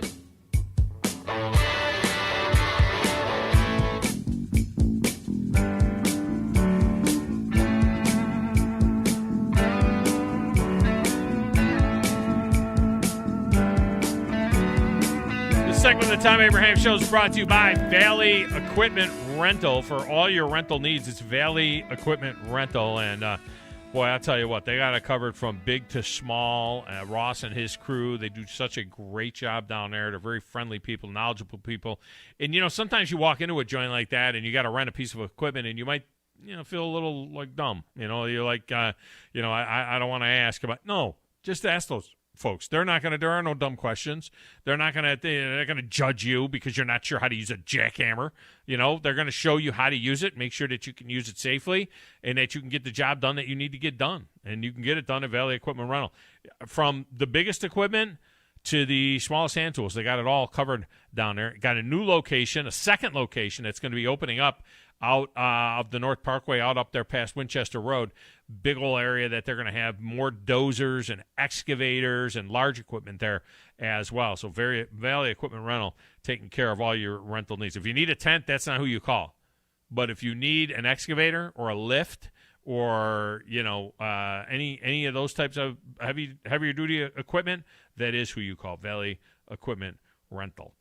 All right, phone lines are open if you want to jump in, 256-576-4977. We have just begun the conversation that will last for the next several weeks as we get into bowl season. Now, bowl season does start with the Bahamas Bowl. Middle Tennessee will be playing in that one, and that one does start in about 20 minutes. I think it's on Monday the 17th is when that game will start, and that'll be the first of the bowls. And as the weeks go on, or as the days go on, we'll kind of take a look at some of the smaller bowl games and some of the matchups that'll be really fun. Like, I'm looking forward to the Independence Bowl with BYU and UAB, the Letter Bowl. I mean, I to me, for an early bowl game on Saturday, December 18th, BYU and UAB, I think that's an interesting early bowl game. You know what I mean? Missouri and Army in the Armed Forces Bowl, okay? I think that is an interesting bowl game. So there are some bowl games along the way that'll be very interesting. Of course, the Ticket Smarter Birmingham Bowl is Houston and Auburn, and I think it's fascinating that the number 2 team in the entire American Conference is taking on a team that is middle of the pack in the SEC. I think it goes to goes to what the thought process is about the American. All right, let's go back to the lines. Keith, the Michigan fan. Keith, welcome in. How are you? Doing all right, big dog. And I know you're doing excellent as usual. But it was right there for your taking, Keith. All you had to do was get one other game right. One other game. And you would have won that thing. And now you got to go into overtime against Grumpy because he got all 4 games right and tied you. Wow. Yeah, he had 1 point coming in. You had 8 points coming in and got 1 right, the Michigan game, and got you to 9. He had 1 point coming in and hit them all, so he got the bonus. He got 8 points and tied you at 9. 3 guys are just behind you guys, and so now the 2 of you are going to have to pick the score of the Army-Navy game. That's our tiebreaker in sudden death overtime. You two guys have to pick the score of the Army-Navy game. Saturday. Oh, this Saturday. Okay, Saturday, good. right here on our air. Yeah. Okay. Hey, you was talking to a listener earlier, and he said put Michigan in the SEC East. SEC West, and how would they do? Yeah. I got one better. Okay, Auburn played Penn State and lost. Auburn almost beat Alabama, should have beat them. Mm-hmm. Now, Michigan destroyed Penn State. So if you look at the Big Ten East, put Alabama in there, and how would they do? I think they would have done exactly what they did. I think they would have been – I think Alabama would be the same team. I think they'd be 11-1. I think they would have dropped one of those games. They would they'd lose one of them, whether it was Ohio State or Michigan State. Somebody would have gotten them. State or Penn State. Yeah. And Iowa's defense is one of the best in the nation, and Michigan scored 42 on them. So late though, it broke down. It broke down. Yeah. But another thing that you're missing when it comes to Michigan, they rotate 8 or 9 offensive linemen. Mm-hmm. Even John Madden said that their offensive line is one of the best in the nation. It is. And they can line up and pound on you, which is a big deal. Of course, that was what they said about Georgia too, and that's why I would be fascinated with an Alabama-Michigan matchup, because Alabama has the second best rush defense in the entire country. I would love to see what Michigan. Of course, Michigan's going to go against a very tough run defense in Georgia, so I'd love to see what Michigan does. For them to win a national championship. They are predominantly a running team. Can they chuck it around a little bit? Yes. But they are predominantly a rushing team.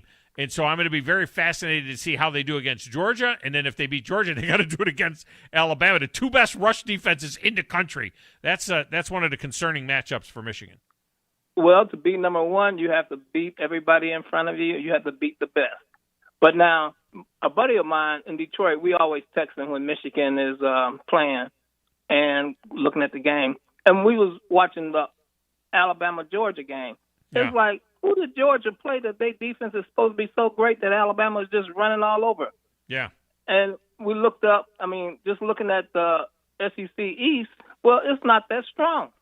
No, and they avoided everybody from the SEC West that were the tougher teams in the SEC West. Auburn was down a little bit. So, That was a theme going in. I had said going in that they had only beaten one top 25 team, and that was Clemson, who had just got back into the top 25 at 23. In terms of where they're ranked now, they didn't play the tough teams out of the West, and the East was a grease fire this year. Right. So Michigan, my boy's gonna be all right. You got a shot. Yeah. All right. Yeah. Thanks a lot. All right, man. Appreciate you. By the way, speaking of Michigan, Grizz, I don't know if you knew this. North of the border, Page High School out of Franklin, Tennessee. My sons used to play at Page.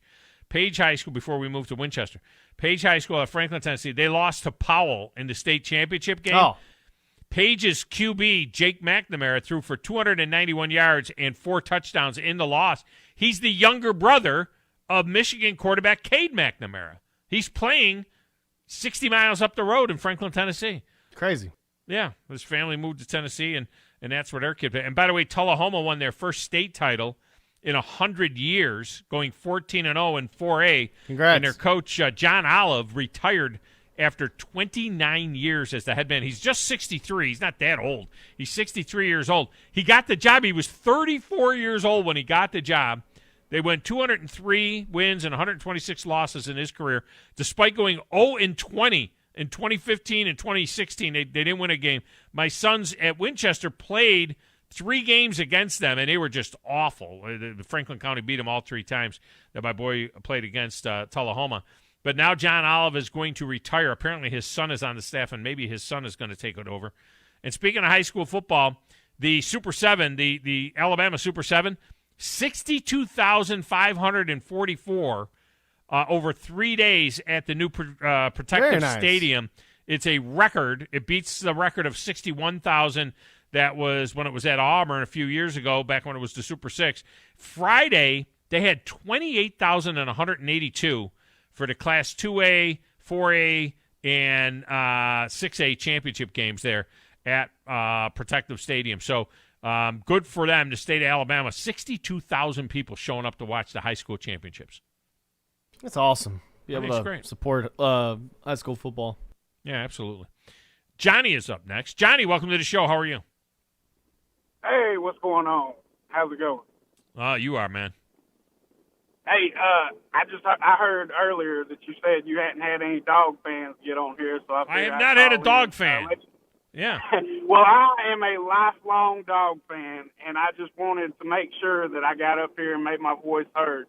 Now, I still believe that Georgia's the best team in the country. Everyone's giving them all kinds of shade about their schedule, about Alabama beating them. You got to understand, Alabama is still Alabama. Now, they had all the talent, but they had not put all them pieces together. They put them pieces together on Saturday.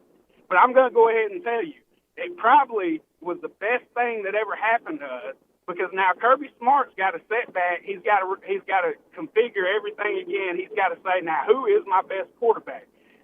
Obviously, Stetson Bennett can't get the job done, so he's got to put JT in. And do you think, though? Do you ball game if you put JT in? You believe that? Because he doesn't play defense. I mean, they gave up 41 to an Alabama team that was humming. Do you think that the quarterback made that big a difference? Do you think this was a Stetson Bennett issue? And the thing about JT Daniels, we don't know how the team reacts to him. I have said time and time again, I don't think he has great leadership. I don't think the team believes in him much. He's definitely more talented than Bennett. There's no doubt about it. Well, JT don't have the story that Bennett does. Bennett was a lifelong dog fan. He's always dreamed of going to Georgia. Right. I mean, but there's a reason he was a walk-on.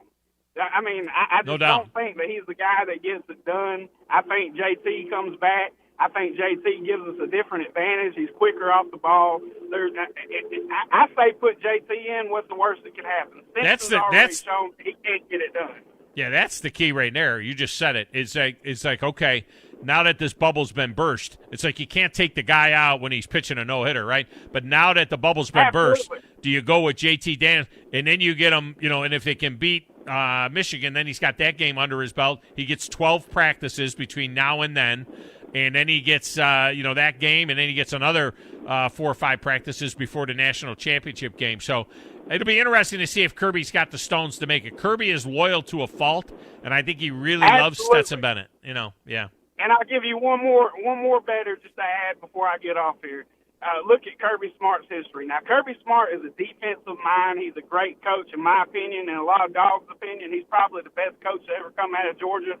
But he did the exact same thing to JT over Stinson as he did with Thom over Fields. And we all know how that's playing out in the NFL. Fields should have started. Best quarterback, best player at that position should start, despite what their story is or what drove them to that decision. It ultimately should come down to the best ball player, and I think Kirby Smart is backed up into a corner where he's got to put the best guy on the field now. Yeah. Well, it'll be interesting to see if he makes the moves and if they make any other adjustments. But, certainly now a lot does get called into question because the defense was the issue. I mean, that was the thing. Now, whether or not Michigan could do what Alabama did, I don't know. I mean, Michigan doesn't have that kind of a, Kate is not, Bryce Young, and they don't have anybody that looks like Jamison Williams. But they run the ball a little bit. Right, and one more for all the fans after I get off here, just in case you don't think that I'm a real dog fan. Go Dogs! Hoo, hoo, hoo. It's a good job. It's a good call by Johnny. Let's say Johnny was new. Is Johnny Dog new? I don't remember that. I haven't you gotta had him ask on. him, Grizz. If you don't know, you gotta ask him when they call this show. Next new time. to this show. Johnny Dog might be, he might be new.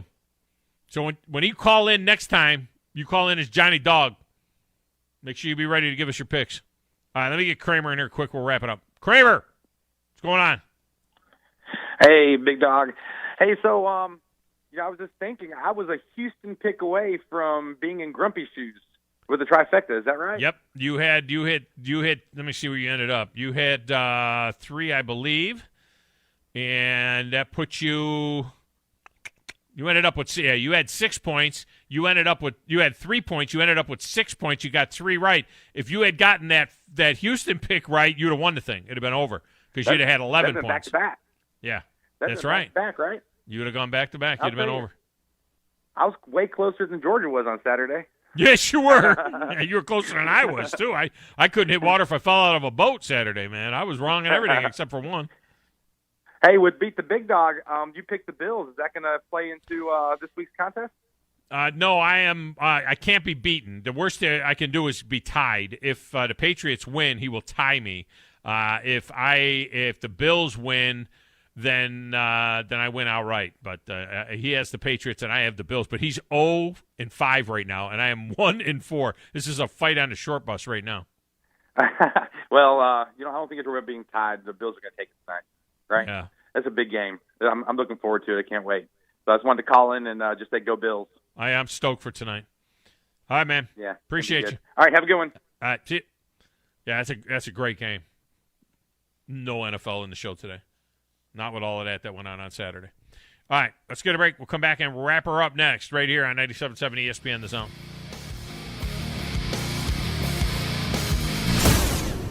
TOC Sports has been there for you. Now, you're probably asking yourself, what does that mean? It means for more than 20 years, Alabama's largest orthopedic group has been there providing coverage and care to more schools and student athletes in the Tennessee Valley than any other group. It means whether you are the star football player, the all-region volleyball ace, or someone who hurt their knee in a weekend pickup basketball game, TOC Sports physicians are proud to have the opportunity to care for all your orthopedic needs. It means for parents, coaches, athletes, desk jockeys, or even weekend warriors, TOC Sports physicians continue to meet and exceed the orthopedic and sports medicine needs of our community. But most importantly, during these challenging times, we're here for you now, and will continue to be here. So as long as there are players on the field, games to be played, and contests to be won, the orthopedic specialists from TOC Sports will be ready to help. We don't know what the future holds, but you can count on the TOC Sports team to stay committed to you, so you can stay in the game. Call 256-539-2728 today and ask to see a TOC Sports physician. Check them out online, also Facebook, Twitter, and Instagram. When I chose a garage door company, I did my homework. I needed Precision Overhead Garage Door Service. They have a 5-star Google rating. I checked their reviews and liked what their customers had to say. Precision Overhead Garage Door has lifetime warranty packages. Same-day service if I call before 2 p.m. If they can't make it the same day, my service call fee the next day is waived. They did a 25-point safety inspection on the door and operator. Now that's peace of mind. Residential, commercial, and gate services. Precision Overhead Garage Door Service. Call 256-400-4500. Ann Adams with Berkshire Hathaway Rise Real Estate is the one name to know if you're buying or selling real estate. With years of local experience, Ann Adams offers buyers in-depth knowledge of the local housing market and will narrow available properties down to those you'll be interested in so you can save time when shopping for your new home. If you're ready to sell, Ann offers a seamless process using accurate pricing and expert negotiation skills to make sure you get a fair price for your home. Call Ann Adams today at 256-337-2625 or log on bhhsriserealestate.com. You may be into punk rock, soft rock, or classic rock, R&B, hip-hop, or house, country, techno, or techno-country. But no matter what kind of music you listen to, here's something else you should hear. Please consider getting vaccinated. Talk to your pharmacist today about Comirnaty, COVID-19 vaccine mRNA. This message brought to you by BioNTech and Pfizer. McCurry Motors is your car and van rental headquarters. You can rent the vehicle you need today. Family in town, sporting event, church function, no matter what your need, McCurry Motors has you covered with a wide selection of cars and vans available for rent. They have 12-passenger Mercedes Sprinter vans, 12-passenger Ford Transit vans, 15-passenger Ford Transit vans, and 15-passenger Chevrolet Express vans. They have 2 locations, Highway 72 in Athens or Max Luther Drive in Huntsville. From the Fox 54 Weather Center, I'm meteorologist Emily Owen. For this Monday, expect scattered showers and a few thunderstorms. Temperatures are expected to fall throughout the day. We'll gradually make our way into the upper 40s by the afternoon. We could also see gusty winds as high as 25 miles per hour. For your Monday night, a mostly clear sky, low temperatures in the lower 30s. I'm meteorologist Emily Owen on your home for ESPN Radio 97.7 ESPN, The Zone. People stay just a little bit longer. We want to play just a little bit longer. All right, for the record tonight, for those of you that may be interested in this game, it's a huge game. First of 2 between the Patriots and the Bills, and a win by the Patriots puts them in a really good position. I can't believe we're even saying this. The Patriots would take over. I mean, you know, they're like sitting at the top of the AFC, Grizz. I mean, they're sitting here right now with a win. They're the number 1 seed in the AFC. It'll crazy. 6 or 7 straight wins in a game, something like that, with the loss, with Baltimore's loss, and then you look at the Titans, and they're kind of struggling right now without the running back, and so you wonder what's going to happen. But New England would move to 9-4 if they are able to get this win. Now, with a Buffalo win, Buffalo moves to 8-4, and there'll be 4 8-4 teams in right now. The 4 division leaders in the AFC are all 8-4. So it's the AFC's I don't want to say a mess. It's highly competitive. I don't think it's that they're bad teams. I think they're highly competitive, very balanced teams. I mean, all the way down to, look, the Miami Dolphins with Tua Tagovailoa. They're in the mix. They're 6-7. They're 2 games out in the loss column of the playoffs. And they're the 13 seed. Only the Jets, Houston, and Jacksonville are gonzo, completely gonzo. Well, you know, and all of a sudden Tua's like, hey, maybe Miami's got their quarterback of the future with Tua. All this crap about Tua, now all of a sudden they got their quarterback of the future with Tua. That's won 5 straight games there. But from a weather standpoint tonight, I think it is significant because you got one team that doesn't want to run the ball at all and another team that runs the ball and then works play action in the Patriots with Mac Jones. But here's the deal. At kickoff tonight, 35 degrees, but there's a very slight chance of any precipitation. It's going to be partly cloudy. Temperatures will drop during the game from 35 to about 32, but here's the thing. Sustained winds at 25 to 30 miles an hour. Oh, my God. You know what the wind – that's got to make the wind chill like 2. Ugh. I mean, the wind chill is going to be 2 or 3 degrees. Whipping you in the face. Plus, 25 to 30 mile an hour sustained winds for the entire game tonight, which has got to hurt Buffalo, and they're the ones that want to chuck it around. Wind is going to be a factor. The wind will be a factor tonight. Wind is worse than if there was no wind and it was like snowing 5 inches during the game, you can deal with that. The wind is what kills you. All right, Chuck Oliver is coming up next. I'm sure he's got plenty of college football to talk about. Paul Feinbaum and The Drive, all right here on your home for Alabama sports. 97.7 ESPN, The Zone.